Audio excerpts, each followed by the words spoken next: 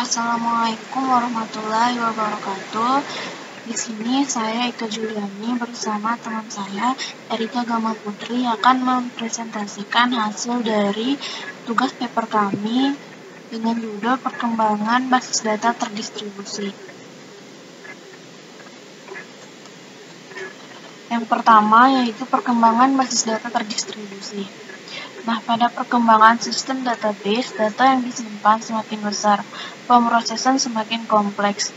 Data dapat diakses dengan menggunakan teknologi sehingga muncul sistem database terdistribusi. Dalam sebuah database terdistribusi, database disimpan pada beberapa komputer. Komputer-komputer dalam sebuah sistem terdistribusi berhubungan satu sama lain melalui bermacam-macam media komunikasi. Sejak tahun 1960-an, penggunaan basis data sudah digunakan untuk bidang komersial, di mana pemrosesan filenya masih berbasis manajemen file tradisional. Perkembangan komputer yang semakin pesat diikuti dengan perkembangan perangkat lunak untuk aplikasi bisnis. Sejak tahun 1970-an sampai awal tahun 1980, manajemen berbasis file tradisional berkembang menjadi manajemen basis data. Sebuah sistem database terdistribusi berisikan sekumpulan site di mana di setiap site dapat berpartisipasi dalam pengeksekusian transaksi-transaksi yang mengakses data pada satu site atau beberapa site. Perkembangan teknologi basis data tidak lepas dari perkembangan teknologi komputer, baik pada perangkat keras atau hardware maupun perangkat lunak atau softwarenya. Perkembangan teknologi jaringan komputer dan komunikasi data merupakan salah satu penyumbang kemajuan penerapan basis data yang kemudian melahirkan sistem basis data terdistribusi.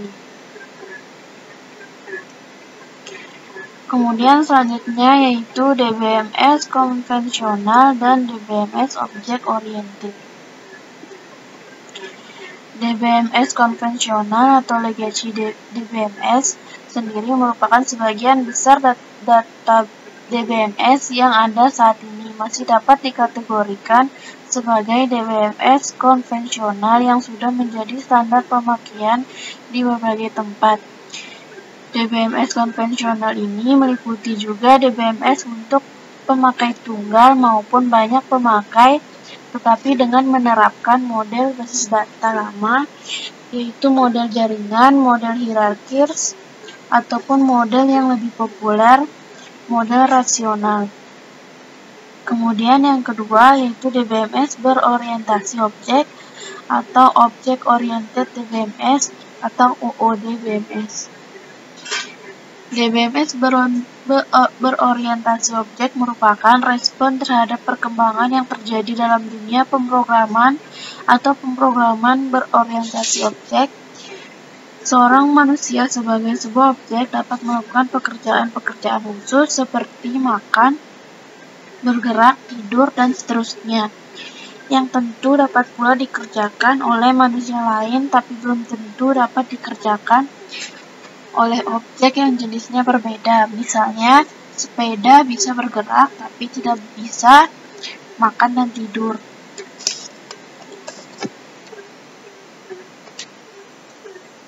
Selanjutnya yaitu komponen-komponen dalam DBMS.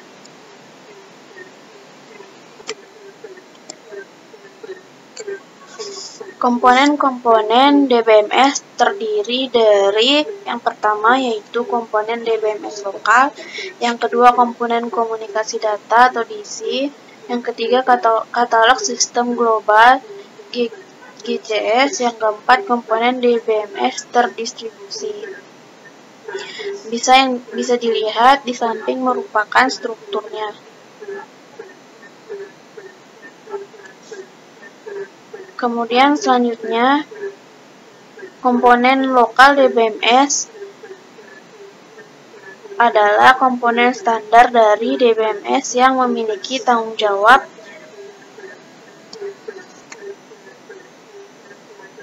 untuk mengontrol data lokal pada masing-masing lokasi yang telah memiliki basis data.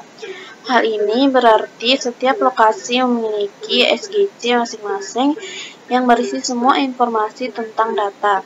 Pada sistem homogen, komponen LDBMS memiliki produk sistem yang sama yang direplikasi di setiap lokasi, dan pada sistem heterogen akan ada dua lokasi dengan produk DBMS yang berbeda atau bentuk DBMS-nya. Yang kedua yaitu komponen komunikasi data.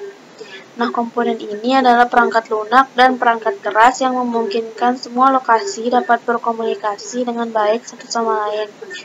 Komponen komunikasi data berisikan informasi tentang site dan jaringannya. Untuk materi selanjutnya akan dijelaskan oleh teman saya yaitu Erika Gama Putri. Bismillahirrahmanirrahim.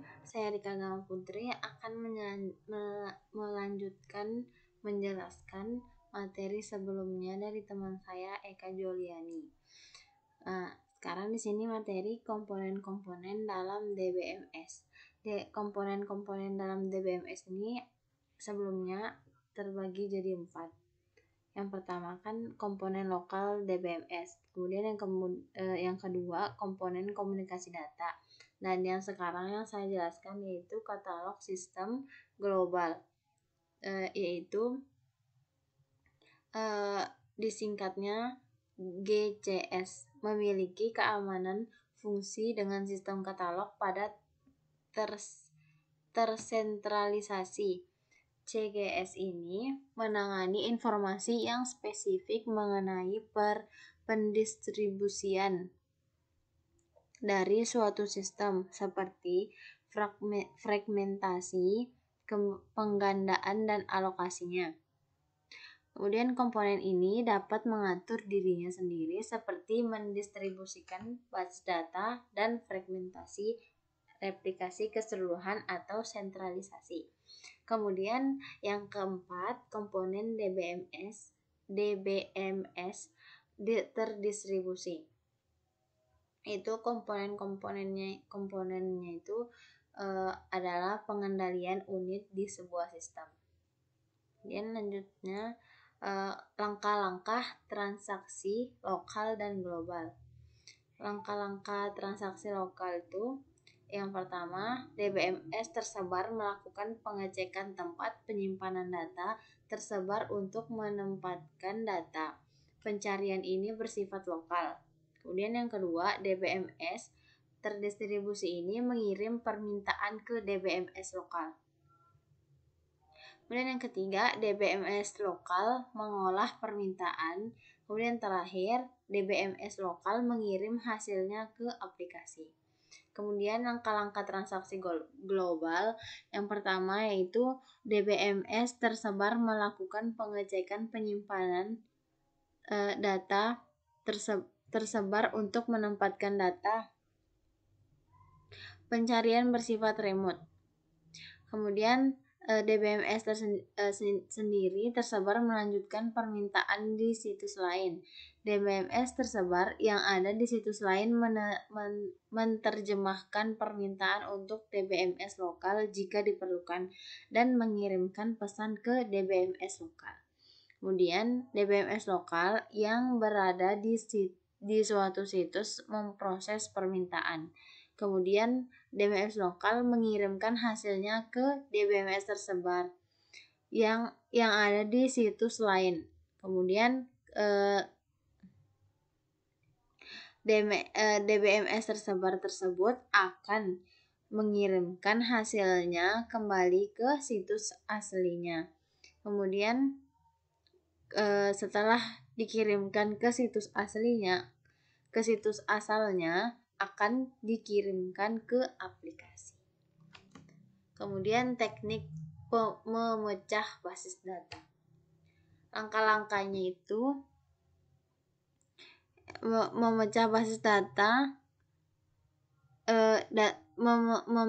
memecah basis data menjadi unit-unit logika yang disebut fragmen yang bisa diassign untuk disimpan di berbagai site.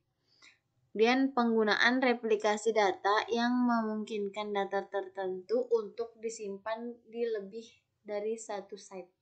Kemudian proses alokasi fragmen atau replika fragmen untuk menyimpan di berbagai site.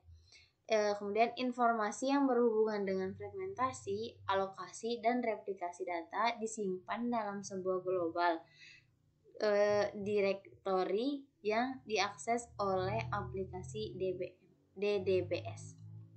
Kemudian kesimpulan dari materi saya dan teman saya yaitu dari uraian yang materi-materi di atas dapat disimpulkan pada perkembangan sistem database. Data yang disimpan semakin besar, pemrosesan semakin kompleks. Data dapat diakses dengan menggunakan teknologi sehingga muncul sistem database terdistribusi. Kemudian dalam sebuah database terdistribusi, database disimpan pada beberapa komputer. Dan kemudian komputer-komputer tersebut dalam sebuah sistem terdistribusi berhubungan satu sama lain melalui bermacam-macam media komunikasi. Mungkin hanya ini penjelasan saya dan teman saya. Kurang lebihnya mohon maaf. Wassalamualaikum warahmatullahi wabarakatuh.